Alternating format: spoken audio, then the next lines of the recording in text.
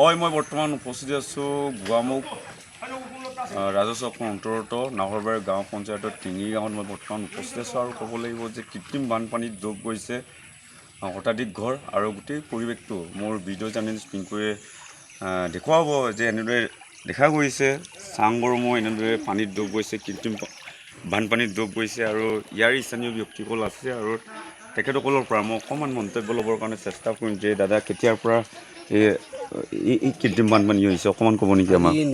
নেৰানেপেৰা বৰষুণৰ ফলত আমাৰ ইয়াত মানে বহুত পানীটো উপদ্ৰৱ হৈছে। লগতে মানে ইয়াত গৰু, ছাগলী আৰু হাঁহ কুকুৰা ইয়াত নিচেই মানে থ'বলগীয়া জেগা নোহোৱা হৈছে। তাৰ পৰা নিচেই এইবিলাক বানৰ পৰিস্থিতি চাই পিনি আমাৰ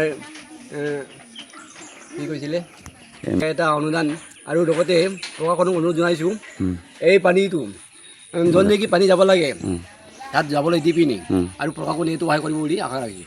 স্থানীয় ব্যক্তিসকলৰ পৰা আমি পোনপটীয়াভাৱে আমি মন্তব্য লৈছোঁ আৰু ক'ব লাগিব যে এনেদৰে দেখা গৈছে নেৰানেপেৰা বৰষুণৰ ফলত ডুব গৈছে চাংঘৰ আৰু এনেদৰে দেখা গৈছে ইয়াৰ স্থানীয় ব্যক্তিসকল পানীত নচৰা অৱস্থা আৰু জিলা প্ৰশাসনক অনুৰোধ জনাইছে, ধেমাজি জিলা প্ৰশাসনক অনুৰোধ জনাইছে অতি শীঘ্ৰে এই পানী নিষ্কাশনৰ ব্যৱস্থা কৰি দিবৰ কাৰণে ইয়াৰে স্থানীয় ব্যক্তিসকলে আমাৰ আগত মন্তব্য দাঙি ধৰিছে আৰু পিংকুৱে গোটেই পৰিৱেশটো দেখুৱাই আছে। এনেদৰে দেখা গৈছে যে চাংঘৰসমূহ কৃত্ৰিম বানপানীত ডুব গৈছে। আমাৰ চুবুৰীৰ ভিতৰতে আমাৰ কিছুমান ব্যক্তিয়ে আমাক ৰখাই যিটো আমাক জুৰুলা কৰিছে, আমাৰ বেমাৰ আজাৰ হৈ উঠিছে, মেলেৰিয়া হোৱাৰ সম্ভাৱনা আছে আৰু এতিয়া বোকাময় আৰু আপোনালোকে চাব পাৰিব। গতিকে সেইটো ক্ষেত্ৰত আমি বহুত দুখ পাইছোঁ। কেইজনমান ব্যক্তিয়ে ইয়াক মানে কৰি পেলাই ৰখাই আমাক জুৰুলা কৰিছে।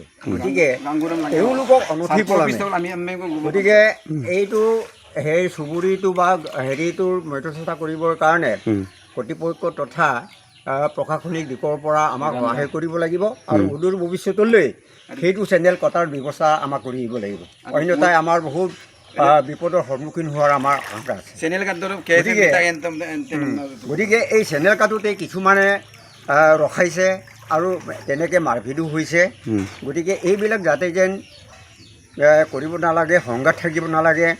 এই সংঘাতৰ নিষ্পত্তিৰ কাৰণে আমি প্ৰশাসনিক দিশৰ পৰা আপোনালোকৰ জৰিয়তে সেইটো ক্ষেত্ৰত মানে অগ্ৰগতি হ'বৰ কাৰণে মই আশা ৰাখিছোঁ আৰু অদূৰ ভৱিষ্যতলৈ আৰু তেনে নিকৃন কামকেইটা কৰিব নালাগে।